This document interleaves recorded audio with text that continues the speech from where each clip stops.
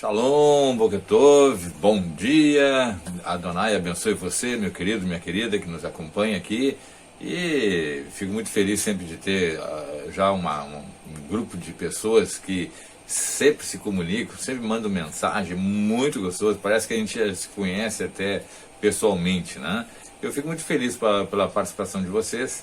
Eu peço que vocês, se quiserem, é claro, curtam o vídeo, se inscrevam no canal, para nos ajudar mais a espalhar esses vídeos, né, cujo objetivo é fazer com que as pessoas passem a conhecer de fato a Torá, a amar o Tanakh, e tirar das ideias alguns ensinamentos, algumas doutrinas erradas, sobretudo propagadas pelo cristianismo, né, que distorcem e que difamam, de certa forma, alguns pontos das escrituras, né, como chamar o Tanakh de Velho Testamento, não existe essa expressão. Também dizer que a Torá não tem mais sentido, né? Isso é uma aberração e uma abominável mentira, heresia, né? E hoje eu vou trazer um assunto também que eu sei que é polêmico, mas é muito fundamental que a gente tenha consciência do que se trata o tema nas Escrituras. É a noiva do Cordeiro, ou a noiva de Cristo, a noiva do Messias. Eu preciso entender o que é qual o sentido dessa expressão, né? A noiva do Cordeiro, e quem é a noiva do Cordeiro. Bom, quando a gente estuda teologia, vocês vão ver que na teologia a noiva do Cordeiro é apontada como sendo a igreja. Então já é uma mentira aí, já é uma heresia aí. Por quê? Primeiro que não existe igreja nas escrituras sagradas, tá? Não existe, assim como não existe Velho Testamento e Novo Testamento, existem escrituras sagradas, e o máximo que nós podemos dizer que seria a antiga aliança e a aliança renovada. Porém, a ideia de uma substituição de Israel por uma outra instituição, que seria, no caso, a igreja, o cristianismo, é absurda, é herética, é pagã. Mais uma tentativa de se livrar da presença de Israel e dar um jeitinho, né? Coloca Israel para lá e faz crescer a ideia de que a igreja é o novo Israel. Isso chama-se teologia da substituição. Várias vezes eu bato nessa tecla, né? Substitui o sábado por um domingo, substitui a Páscoa hebraica por uma Páscoa cristã totalmente desmiolada, sem sentido, no seu sentido de prática e da sua fundamentação nas escrituras sagradas. Muda a ideia de Shavuot, né, que é Pentecostes, para uma ideia totalmente fora de sentido também das escrituras sagradas, e acrescenta informações e doutrinas que distorcem totalmente, como se, por exemplo, Jesus criou o cristianismo e que Paulo era um dos principais divulgadores do cristianismo e também um dos fundadores do cristianismo. Tudo isso é mentira, é óbvio, né? Porque se Paulo criou uma outra religião, então a gente já chega para lá para ele. Ele não nos serve, ele seria um herético, porque o Paulo ele era apóstolo do Messias, e o Messias é o Messias de Israel. Ele jamais iria trazer uma nova religião e se livrar de Israel. O próprio Messias, se Jesus criasse uma nova religião de seguidores e abrisse mão de Israel, ele não era o Messias. Ele poderia até ser um criador de uma nova religião, mas não seria o Messias, tá? Então é como se alguém viesse criasse outra religião. Pô, cria, cada um cria a religião que quiser. Existem milhões de criadores de religiões e de religiões no mundo.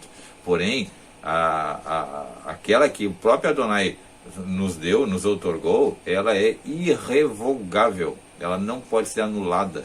Então essa aliança fundamentada na Torá, né, ou seja, a base dela é a Torá, embora a gente sabe que o Messias ele é o Redentor, isso qualquer judeu sabe, né? Mesmo um judeu ortodoxo que não crê que Yeshua é o Messias, mas ele crê no Messias. Então ele sabe que o Messias ele é o Redentor de Israel. Ele pode não concordar, por exemplo, o judeu ortodoxo pode não concordar que Yeshua seja o Messias, mas a fundamentação do Messias é a mesma para todos, tá? De que ele é o Redentor, o libertador de Israel. E essa é a ideia de salvação, não é uma ideia de que a gente vai morar no céu. Nem isso é verdade. Nós não vamos morar no céu, nós vamos morar na terra, numa terra renovada, onde uma nova Jerusalém será implantada sob as ordens de Adonai, no jeito que Adonai deseja e sempre desejou. Porque o propósito da criação é que Adonai venha morar, né, com os homens. Esse morar, é claro que é a sua manifestação mais visível, vamos dizer assim, para que a gente possa entender. Mas quando a gente pega esse texto, a noiva do Cordeiro, e que é desfigurado para dar a ideia de que é a igreja, nós precisamos entender que não existe nenhuma base bíblica para que a gente possa dizer, não, é a igreja. Nunca. Eu posso afirmar para vocês assim, sem medo, nunca foi e nunca será. A igreja simplesmente não existe, biblicamente falando. As escrituras inteiras foram escritas para Israel. Israel é a nação eleita, Israel é o povo sacerdotal, Israel é o povo de propriedade exclusiva de Adonai para proclamar o poder de Deus. Só Israel. Mas e os cristãos, Pedro? Eu sei que existem muitos cristãos piedosos, homens e mulheres de valores, homens que temem a Deus, que amam a Deus, que de uma certa maneira, ainda que seja incompleta, amam a palavra de Deus. Essas pessoas que sejam verdadeiramente dedicadas à palavra de Deus, que reconhecem que Yeshua, a quem chama de Jesus, é o Messias, essas pessoas que são dedicadas à palavra de Deus verdadeiramente, não estou falando de religião, hein, de instituição, elas são enxertadas em Israel e são contadas como Israel. Então, é como se eu tenho aqui a minha família, e aí eu recebo uma criança que não foi gerada por mim, por minha esposa, mas eu recebo como uma adoção, e ela passa a viver sobre o meu sobrenome. Então ela passa a ser contada com o meu sobrenome. Então ela é minha filha adotiva, essa criança é minha filha adotiva, e ela passa a ter todos os direitos, todos os benefícios que a minha família, porventura, possa dar. Então Israel é a família de Deus, e todos aqueles que são enxertados em Israel são considerados família de Deus. Então não existe uma segunda família, não existe um segundo povo. Não, esse segundo povo simplesmente não existe na Bíblia. Então quando a gente pega o texto de Apocalipse, eu vou ler para vocês aí, a gente vai começar a explanar mais o assunto. Veja comigo então, Apocalipse 19:7. Regozijemo-nos e alegremos-nos e demos glória, porque são vindas as bodas do Cordeiro, e já a sua esposa se santificou. Então o que ele está dizendo é o seguinte: as bodas do Cordeiro, né? A primeira coisa, a gente está falando de um casamento. Então quando a gente tem um casamento, nós temos um noivo e temos a noiva. E eu preciso entender que o próprio texto está me dizendo o seguinte: olha, vamos nos alegrar, vamos nos regozijar, porque é chegada às bodas. A bodas é a celebração do casamento.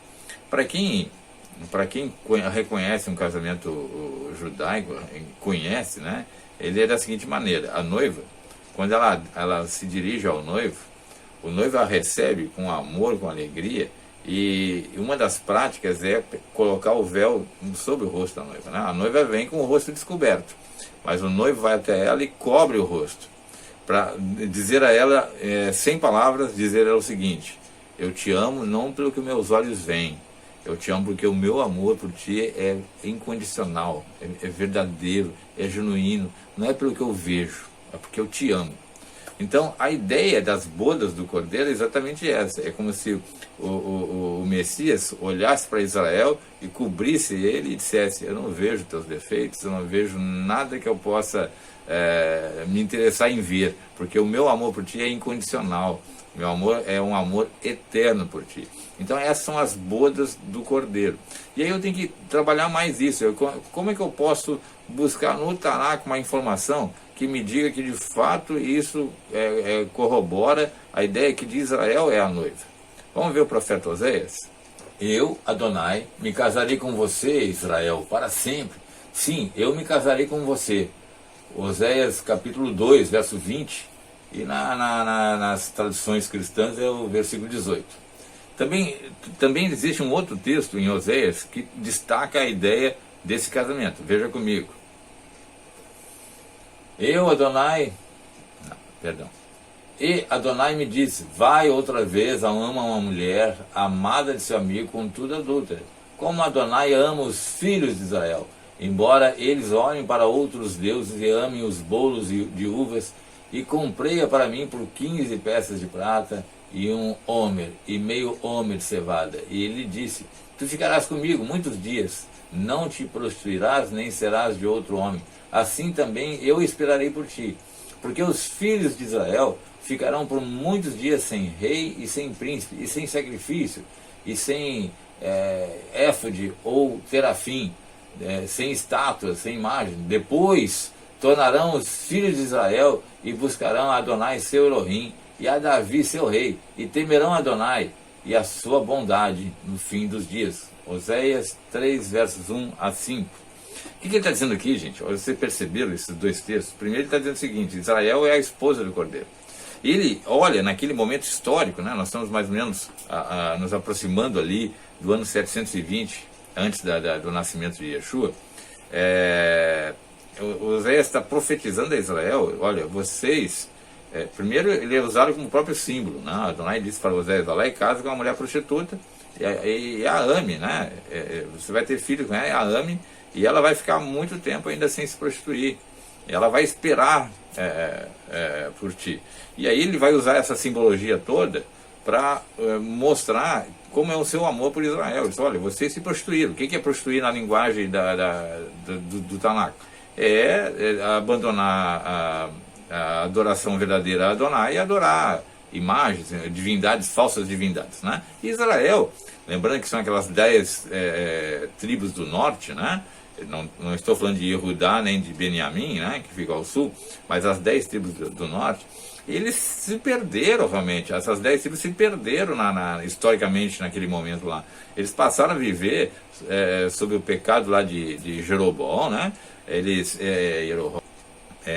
se perderam no sentido de abandonarem o culto verdadeiro e passaram a adorar outros deuses, fizeram até outros altares, fizeram outros meios de cultuar, né? Criar outros métodos de culto para suas divindades. E aí Adonai está dizendo claramente, ó, eu continuo amando vocês. Embora vocês se prostituíram, vocês me traíram, mas eu continuo amando vocês.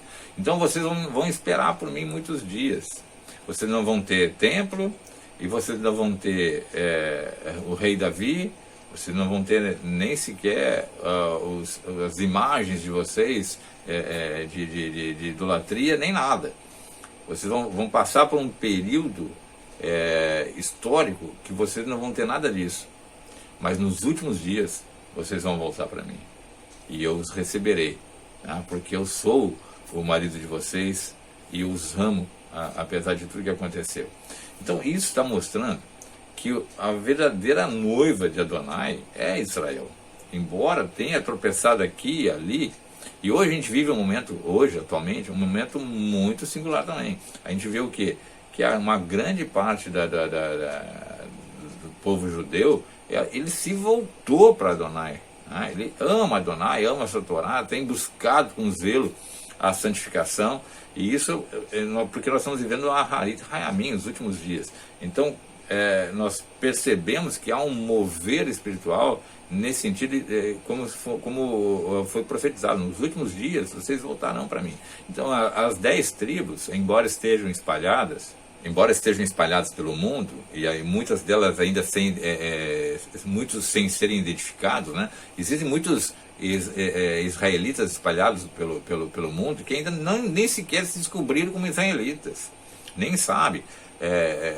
Os sobrenomes já indicam muito disso, mas também a ideia de que essas pessoas que elas acabaram sendo assimiladas, elas se assimilaram, né, às coisas do mundo, elas passaram a viver como brasileiro, como americano, como japonês, como norueguês, como holandês, e elas não se deram de conta que elas são israelitas. Então elas estão espalhadas nesse exílio que vai cessar. Num dado momento, os israelitas vão perceber né, de que esses que estão no exílio vão perceber quem eles são. Aquele DNA divino vai aflorar. Então eles vão redescobrir e se voltarão para o seu esposo, que é Adonai. E enquanto que o povo de Yehudá e Benjamim, que é o povo judeu, ele também passou por um processo de exílio diferente, né? Enquanto Israel, as 10 tribos passaram no ano 720, o povo de Judá, 585, 586, eles vão para o exílio, no exílio da Babilônia. Mas a gente tem um diferencial. Enquanto as 10 tribos elas vão buscar uma assimilação com o mundo, o povo judeu, eles continuam mantendo uma identidade judaica. Então, mesmo na Babilônia, eles vão dar o início nas sinagogas, que são os lugares de encontro para a continuidade do estudo da Torá. Eles vão manter isso. A sinagoga é extremamente importante.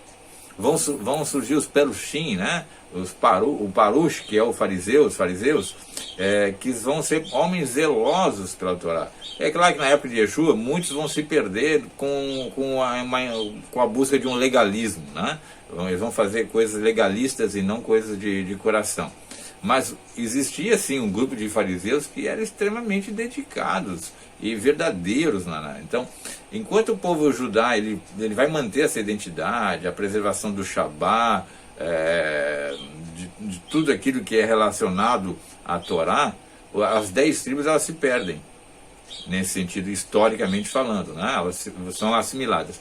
E aí a gente vai entender que a ideia não é de um castigo em si, né? Adonai castigou Israel e jogou eles fora. Não é.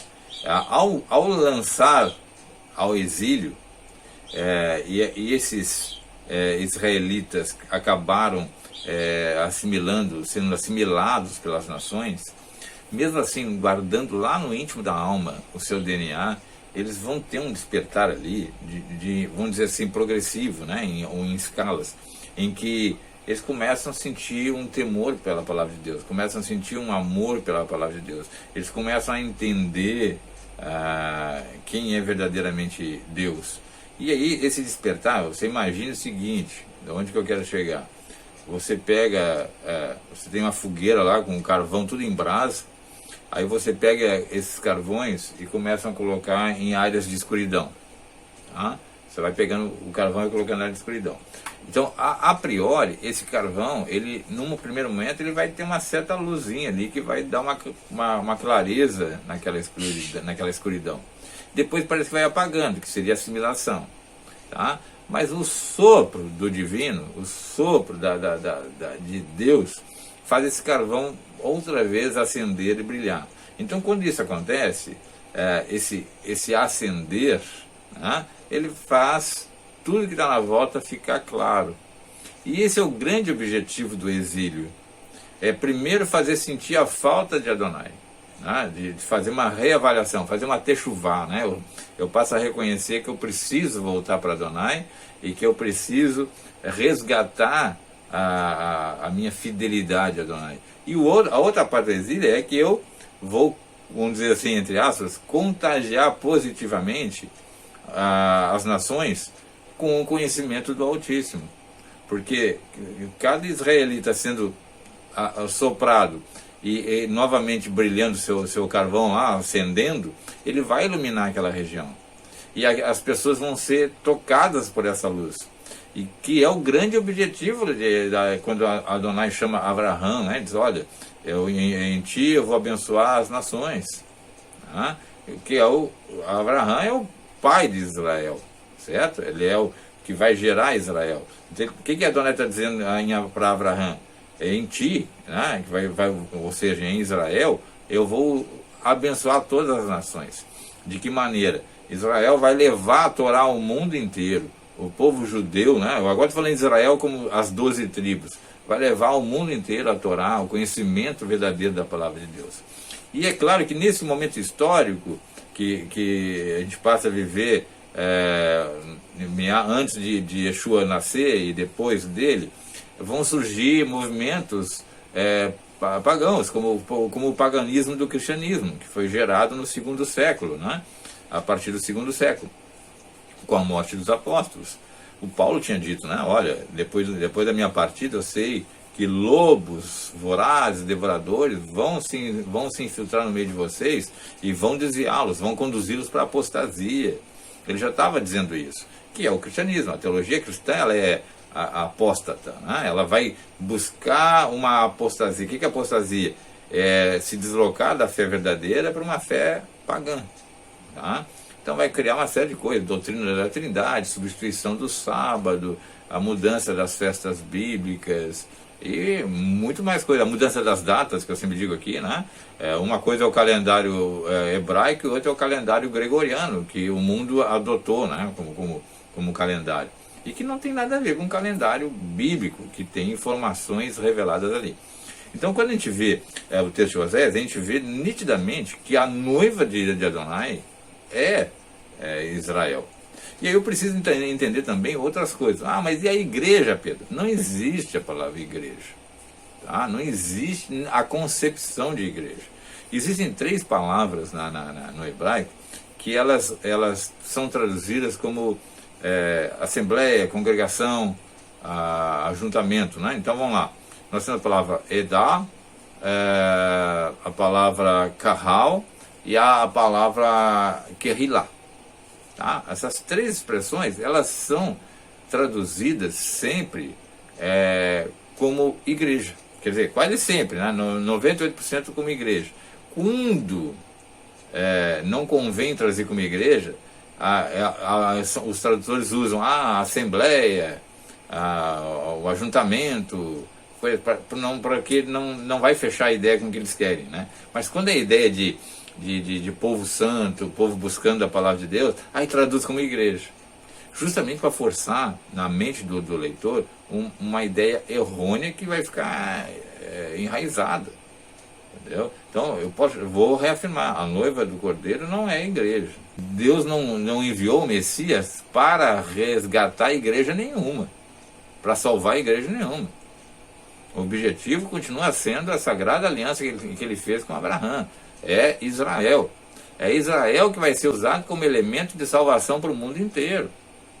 E o rei de Israel vai reinar sobre o mundo com Israel. Israel é a nação sacerdotal e a nação real, ou seja, o mundo vai ter uma surpresa. Aqueles que se dizem igreja vão ser submissos ao reinado de Israel. Desse Israel restaurado, a noiva, como disse no texto de Oséias ali. Vamos ver outro texto para a gente entender essas expressões Edá, Kahal, Kehilá, para a gente perceber onde que elas são citadas.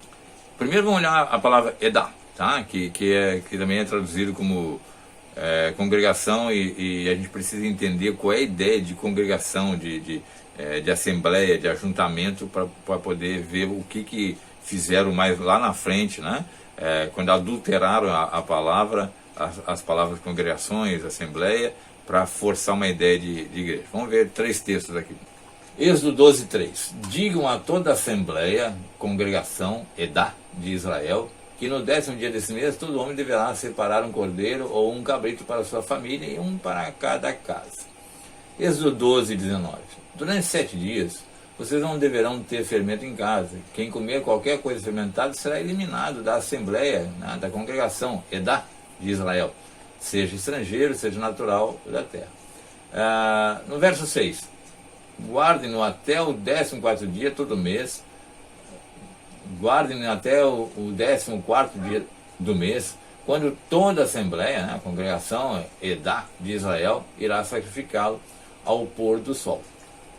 Então, quando eu estou vendo esses 3 textos de Êxodo 12, né, eu estou vendo nitidamente que a palavra Edá, que mais adiante vai ser traduzida como congregação, como assembleia, ela está sendo usada nitidamente para Israel. E não existe nenhuma passagem nas Escrituras que Edá seja usado para qualquer outro tipo de povo. É sempre para Israel. Então, sempre que eu vejo a expressão Edá, eu já sei que é Israel. Tá? Agora vamos ver a outra expressão, vamos ver Kahal. Gênesis 28:3. Que El Shaddai o abençoe, faça-o prolífero e multiplique os seus descendentes para que você se torne uma carral de povos. Isso é Yitzhak abençoando Yaakov. Tá? com qual objetivo? O que ele está dizendo aqui, gente? Preste bem atenção que eu vou repetir o texto. Que El Shaddai abençoe, faça prolífero e multiplique os seus descendentes para que você se torne uma carral de povos. Esse carral, né, essa congregação, ela provém dessa aliança que Adonai fez com Abraham. Tá? Então ele primeiro abençoa Abraham, né, quando ele diz lá, Lech Lecha, sai de Ur dos Casdim, né, do Ur dos Caldeus, e vai para a terra que eu te mostrarei. Ou seja, essa terra que vai ser mostrada para Abraham é a futura e gloriosa Israel. Então ele está dizendo o seguinte, você vai para lá, porque é lá que eu vou abençoar as nações. Tá? É a partir de lá que eu vou abençoar as nações, porque tudo vai acontecer ali. Então ele está dizendo o seguinte, eu vou te abençoar, né? Aí ele abençoa Isaac, e Isaac agora vai abençoar Yaakov, né? O seu filho, que vai gerar 12 tribos. Né? Então ele diz assim, eu te abençoo e você vai ser uma carral de povos, né? de gente. Né? Carral ali é a assembleia, conjunto, congregação, né? Ajuntamento. O que ele está dizendo nessa informação? Você vai ser que são as 12 tribos, né? Você vai ser um ajuntamento de vários povos, as 12 tribos, e através de vocês vão abençoar o mundo inteiro. Então, carral também é uma expressão que é usada para a ideia de congregação, de ajuntamento de pessoas, mas sempre usada para Israel. Vamos ver alguns textos relacionados a Yeshua para a gente entender, né? Porque aqui que começa o paganismo distorce para conduzir a ideia de igreja. Veja comigo aqui as expressões de Yeshua e a gente analisa. Ele, né, Yeshua, respondeu, eu fui enviado apenas, vou repetir, eu fui enviado apenas às ovelhas perdidas da casa de Israel. Mateus 15, 24. E também lá em Mateus 26, 28. Porque este é o meu sangue que confirma a aliança renovada ou nova aliança, meu sangue derramado a favor de muitos, para que tenham os seus pecados perdoados. Com quem Yeshua está falando? Primeiro ele diz assim, eu só fui enviado à casa de Israel, ele é terradeiro, ele não foi enviado para formar igreja nenhuma. O Messias, ele veio para a casa de Israel. Por quê? Porque a partir do momento que Israel ele se desviou de Adonai, da sua Torá, e ele vai então sofrer esse exílio, o Messias vem para fazer o processo contrário, trazer Israel de volta. E aí a gente vê que esse ajuntamento de Israel é a carral, tá? Exatamente a carral, ou seja, a formação de novo da grande congregação de Israel. Não tem nada a ver com a igreja. Tá? Vamos ver mais alguns textos, a gente vai analisando e vamos conversando. Em Jeremias 31, estão chegando os dias, declara Adonai, quando eu farei uma aliança renovada, uma Brit Hadashah, com a casa de Israel e com a casa de Judá, né? Não será como a aliança que fiz com seus antepassados, quando eu tomei pela mão para tirá-los do Egito, porque quebraram a minha aliança, apesar de eu ser Elohim deles, o Deus deles, né? Diz Adonai. Esta é a aliança que eu farei com a casa de Israel depois daqueles dias, declara Adonai. Porei a minha Torá no íntimo deles e as escreverei nos seus corações. Serei o Elohim deles e eles serão o meu povo.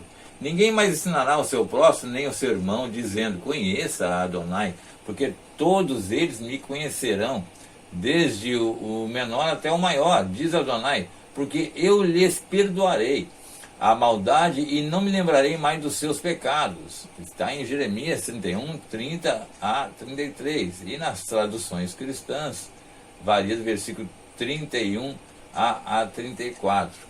Então, quando o Yeshua está dizendo que ele vai trazer a Brit Hadashah, a nova aliança, né? Como querem os cristãos, o Novo Testamento, não é para a igreja nenhuma. Tá? A profecia é para Israel. E ele é muito claro na profecia do seguinte, vai chegar os dias que eu vou unir a Israel e Judá. Vou formar uma carral. Vou formar uma carral, que é justamente o ajuntamento. né, no sentido da palavra hebraica. Então, se eu usar a palavra igreja, então eu tenho que entender que igreja é a união de Israel e Judá, não de outra coisa, não de outras pessoas, não de outros povos, não de uma outra religião. Porque a profecia de Jeremias, de Irmiarro, é justamente o que se cumpre no Messias, que é, o Messias tem o papel de ajuntar Israel, as 10 tribos, mais Judá e Benjamim, as 2 tribos, outra vez uma nação só chamada Israel. E ele é assim, mas eu não vou fazer aliança como era antigamente. Porque, imagina o seguinte, a pessoa está casada, e aí a mulher adultera e se afasta do marido, mas o marido ama a mulher e traz ela de volta. Então ele faz assim, vamos renovar a nossa aliança, que nós fizemos, né? Vamos fazer uma renovação de juramentos eternos de amor, de fidelidade e tal, né? E aí, é isso que a Brit Hadashah significa, uma renovação dessa aliança. A Adonai está dizendo o seguinte, eu te amo, ó Israel, eu amo vocês, né? E eu vou manter a minha parte da fidelidade, e eu vou estabelecer uma nova aliança. De que maneira? Eu sei que a maneira como foi feito no passado, que era essencial e tinha que ser, não vai dar certo, né? Porque vocês têm falhas, não vão conseguir, mesmo que vocês se empenhem. Por exemplo, eu sou um homem que obedeça a Torá. E não pense que é fácil eu dizer para vocês que muitas vezes eu não consigo esse 100% da Torá. Não porque eu não queira, porque eu amo a Torá, desejo a Torá. Mas a minha a inclinação para o mal, muitas vezes me leva a tropeçar. É claro que eu tenho o instrumento da confissão, da Teshuvá, para buscar a Adonai, eu sei que ele me perdoa, e eu vou me empenhar para obedecer. Então a Adonai diz o seguinte, eu vou fazer algo sobrenatural, algo que você não tem ideia. Eu vou colocar agora a minha Torá no coração de vocês, na alma de vocês. Vocês vão conhecer a minha Torá de maneira plena e vocês vão obedecer, porque vai estar dentro de vocês. E esse é o papel do Messias. O Messias, ele vem, ajunta as 12 tribos e coloca a Torá dentro do coração do povo de Israel, da sua carral. Né? Então ele vai, esse é o processo. Naquele texto lá de Mateus 16 também, que é distorcido até não poder mais, está assim, tu és Pedro, tu és pedra, e sobre essa pedra eu edificaria a minha igreja. Esse texto está totalmente alterado, tá? Porque o que Yeshua está dizendo é o seguinte, a tua declaração, Pedro, de que eu sou o Messias, o Filho do Deus vivo, ou seja, que eu sou a expressão exata de Adonai, que é a manifestação de Adonai, né? O Messias é a manifestação de Adonai, não é uma segunda pessoa da Trindade, é o próprio Adonai vindo na forma humana para se relacionar com as pessoas e cumprir o seu papel messiânico, né? E ele diz o seguinte, essa declaração tua é a pedra de que eu sou o Messias, porque a crença no Messias é a pedra fundamental da libertação, da salvação. Ele não diz, vou edificar a minha igreja, ele diz, eu vou restaurar a minha carral. Ou seja, eu vou restaurar aquilo que estava quebrado, que estava dividido, eu vou unificar vocês e a minha carral. E Yeshua não criou nenhum cristianismo, não criou nenhuma igreja. Isso é mentira nesse texto. Eu vou edificar a minha igreja. Porque dá a ideia que a partir dali está fazendo uma nova coisa, né? Mas ali não é, ali é vou restaurar a minha carral. Porque esse é o papel do Messias. Porque veja bem, meu irmão, minha irmã, se o Messias viesse para edificar algo novo, então ele não era o Messias. Da Bíblia, não. Ele podia ser qualquer Messias, menos o da Bíblia. Tá? Ele não estaria de acordo com a Bíblia, seria um herege. Se Yeshua criasse uma outra religião, criasse uma tal de igreja diferente de Israel, que substituísse Israel, ele seria um herege. Não seria digno de confiança. Porque o Messias, ele é o Messias de Israel. Ele não nasceu no Brasil, no Japão, no Canadá, ele nasceu em Israel. Ele nasceu em Bethlehem, né? Que é a casa do pão lá, onde ele teria que nascer conforme a profecia, inclusive. Em Bethlehem, ele é o local dentro de Judá. Então, o Messias, ele é judeu. E ele tinha que nascer ali justamente para começar o seu ministério de ajuntamento, de reedificar restaurar a sua carral. Não é criar uma nova religião, o que é totalmente absurdo. Tá? Vamos ver outros textos para a gente ir analisando. Ezequiel 37. Diga-lhes, assim diz Adonai, Elohim, né?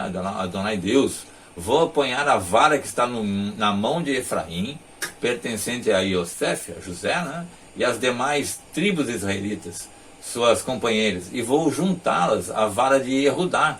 Assim farei delas um único pedaço de madeira, e elas se tornarão uma só na minha mão.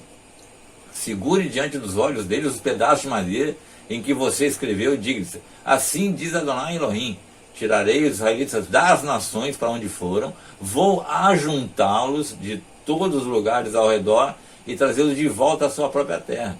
Eu os farei uma única nação na terra, nos montes de Israel. Haverá um único rei sobre todos eles, e nunca mais serão duas nações, nem estarão divididos em dois reinos. Não se contaminarão mais com seus ídolos e imagens detestáveis, nem com nenhuma de suas transgressões, pois eu os salvarei de todas as suas apostasias pecaminosas e os purificarei. Eles serão o meu povo e eu serei o seu Elohim. O meu servo Davi será rei sobre eles, e todos eles terão um só pastor. Seguirão as minhas leis, a minha Torá, e terão cuidado de obedecer os meus decretos. Viverão na terra que dei ao meu servo Jacó, a terra onde os seus antepassados viveram. Eles e os seus filhos, e os filhos de seus filhos viverão ali para sempre. E o meu servo Davi será o seu líder para sempre. Farei uma aliança de paz com eles. Será uma aliança eterna. Eu os firmarei e os multiplicarei, e porei o meu santuário no meio deles para sempre. Minha morada estará com eles. Eu serei o seu Elohim, e eles serão o meu povo. Então, quando o meu santuário estiver entre eles para sempre, as nações saberão que eu, Adonai, santifico Israel. Ezequiel 37, 18 a 28. Agora eu pergunto para você, de quem Adonai está falando aí? De igreja? Não, ele está falando da restauração de Israel. Ele, olha, pega aí, escreve, ele falou para o Ezequiel, né? Escreve aí numa madeira aí, num galho, numa madeira, um pedaço de pau, as 10 tribos de Israel, né? Que a gente reconhece como Efraim. Aí aqui na outra você escreve aqui Yehudá, né? Que compreende também Benjamim. E eles ajuntam agora. Junta nas tuas mãos, pega as duas na tua mão aí. Eu vou fazer isso com vocês. Eu vou tirar vocês das nações para onde vocês foram e vou trazer vocês de volta para a terra que eu jurei a dar para vocês. É ali que vocês vão ficar. É ali que vai ter um rei. O meu rei Davi estará sobre vocês. A ideia de qual é? O reinado messiânico, né? Davi vai reinar sobre vocês. E ali eu vou pastorear vocês, eu vou cuidar de vocês. E vocês serão a minha nação, o meu povo. Então esse ajuntamento é a carral. Não tem igreja. Não tem essa coisa que a igreja é a noiva do Cordeiro. Não é. É a Israel que é a eterna noiva do Cordeiro. Está comprometida com o Cordeiro. Para sempre, para a aliança eterna. E ele está dizendo isso muito claramente aqui em Ezequiel 37.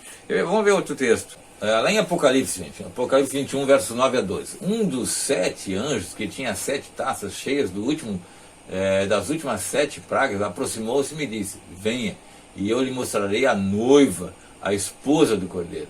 Ele me levou no espírito a um grande e alto monte, mostrou-me a cidade santa, Jerusalém, em Jerusalém, que descia do céu da parte de Elohim. Ela resplandecia com a glória de Elohim, e o seu brilho era como de joia, muito preciosa, como jaspe, clara como cristal. Tinha um grande alto muro com 12 portas e 12 anjos junto às portas. Agora presta atenção, nas portas estavam escritos os nomes das 12 tribos de Israel. As portas têm os nomes das 12 tribos de Israel. Jerusalém, que vem do alto, não significa que é uma outra coisa, não, é porque a Jerusalém terrestre, ela é imperfeita. Então a Jerusalém celestial que vem, né, que é a cidade do grande Deus, ela vem se estabelecer na terra. Ninguém vai morar no céu, não, é na terra. Então essa Jerusalém, essa renovada, quando fala Nova Jerusalém, também ali Hadashah, né? A ideia de uma Jerusalém renovada, perfeita. Ela é celestial porque nós sabemos, né, dentro do judaísmo, que as coisas da terra refletem, são sombras das coisas celestiais. Então a verdadeira Jerusalém, ela vem para se manifestar exatamente onde é a Israel. Não Israel atual, porque Israel está ocupando só uma 20ª parte do seu território, porque as Nações Unidas é que deram aquele pedaço de terra para Israel, e Israel aceitou numa boa, mas a extensão de Israel vai do Egito até o Eufrates, para vocês terem uma ideia. Então, quando a Nova Jerusalém se estabelecer, né, o celestial se estabelecer na terra, vai ocupar toda aquela região ali. Tá? E aí ela vai ter 12 portas, né? Ou seja, para que serve uma porta, gente? Para entrar, certo? E aí quem quiser entrar por essa porta tem que entrar por onde? Tem que entrar pelas 12 tribos de Israel. Ele está nitidamente dizendo que ninguém vai ter acesso ao Eterno, ninguém vai ter acesso a Deus sem passar por Israel.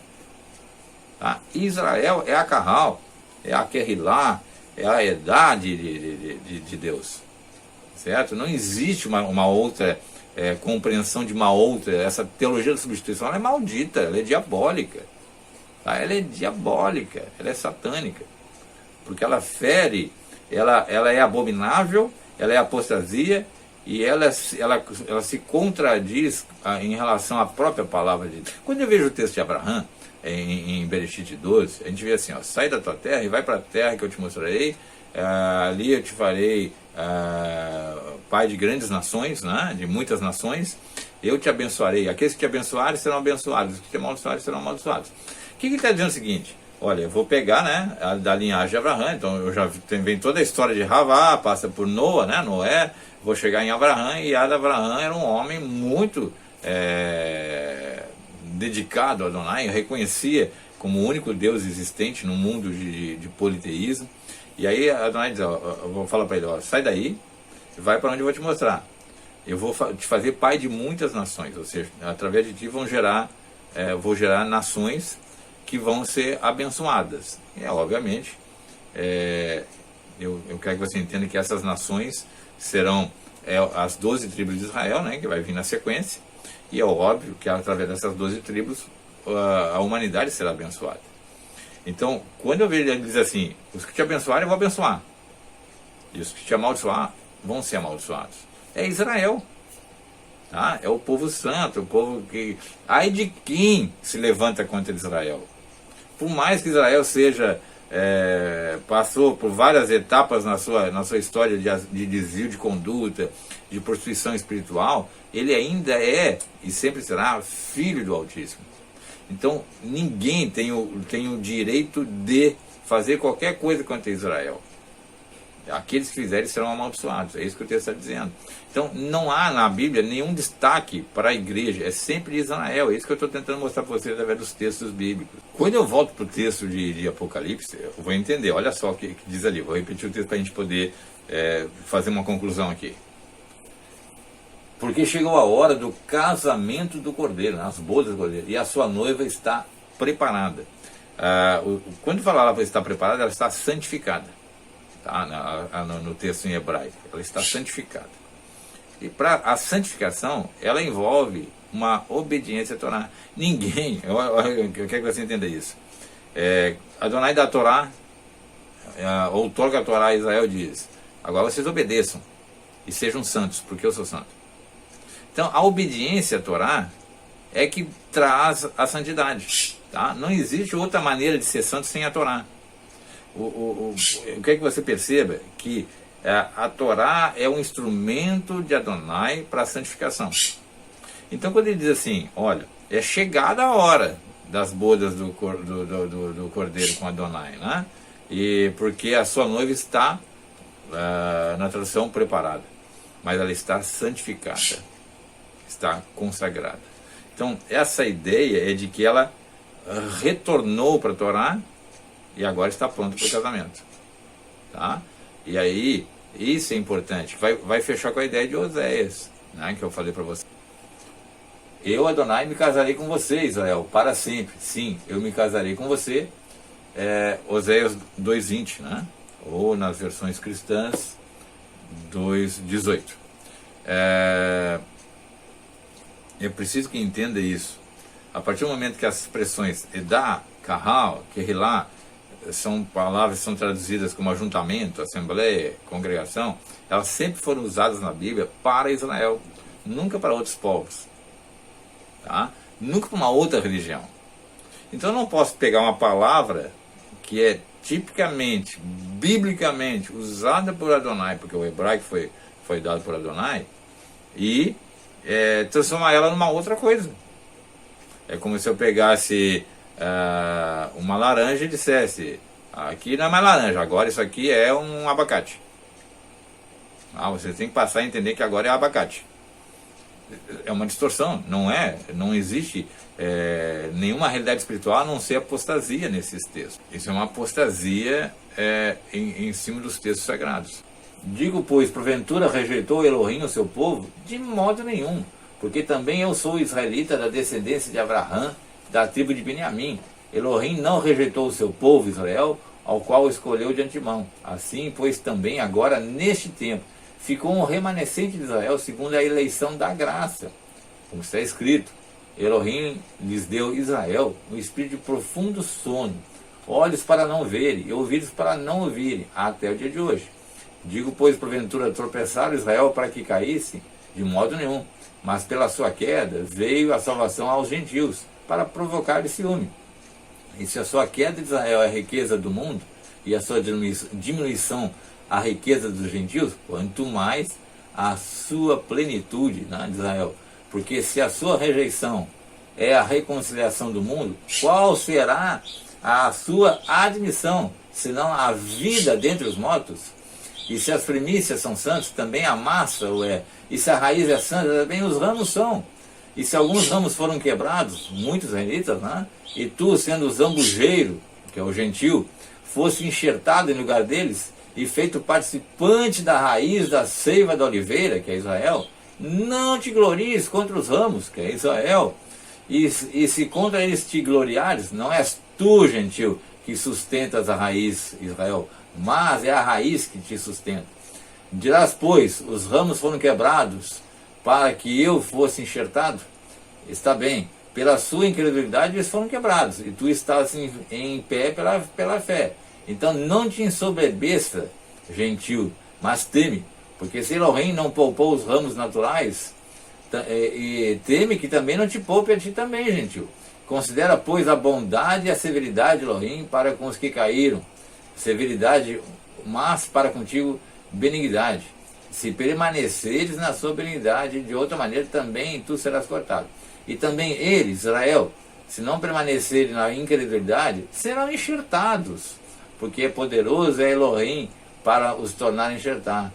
Porque se tu fores cortado do natural zambujeiro, né, falando dos gentios, e contra a natureza, não tinha lógica, enxertado na boa oliveira, que é Israel, quanto mais este, né, os hebreus, que são naturais, serão enxertados na sua própria oliveira.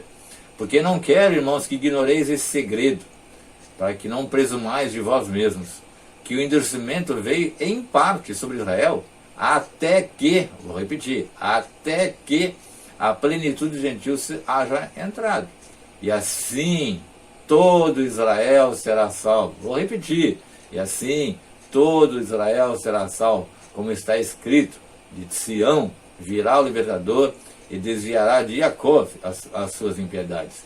Esta será a minha aliança com eles quando eu os tirar os seus pecados. Gente, olha, a ênfase é toda Israel. A Adonai está dizendo o seguinte: eu endureci parcialmente Israel para que a humanidade pudesse ter chance de ser redimida. Porque imagina, se Deus decretasse naquele momento, agora eu vou salvar todos que estão de Israel, né, eu vou cumprir todas as minhas profecias de Israel, o mundo não teria chance de ser salvo. Então ele apertou um botão de pause, Israel deu um stand-by ali. E aí o mundo começa, através dos apóstolos, começam a receber a mensagem da Torá, que são as boas novas da reconciliação de Deus com o ser humano, que é o propósito lá inicial, tá? Deus nunca desistiu da humanidade, e ele vai alcançando vários gentios, até porque entre os gentios estão os israelitas, as 10 tribos espalhadas, então ele está alcançando todos. Muitas pessoas que frequentam a igreja nem sabem, mas são israelitas, pertencem às 10 tribos, e no dado momento, pum, eles vão cair fora da igreja, porque eles vão perceber que não tem, ali não está, ali é uma apostasia da teologia cristã, né? Então eles vão se direcionar para Israel. E nesse tempo, quando ele fala assim, a plenitude, ou seja, quando fechar o tempo que Adonai estabeleceu para que os gentios pudessem se voltar para ele, ele restaura Israel por inteiro.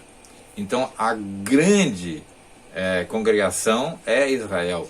A Edá, a Carral e a Querrilá é Israel. O ajuntamento, a assembleia, a grande congregação é Israel. Então a noiva do Cordeiro é quem? É Israel. Qualquer outra declaração é apostasia, é heresia, é mentira, é satânica, é diabólica.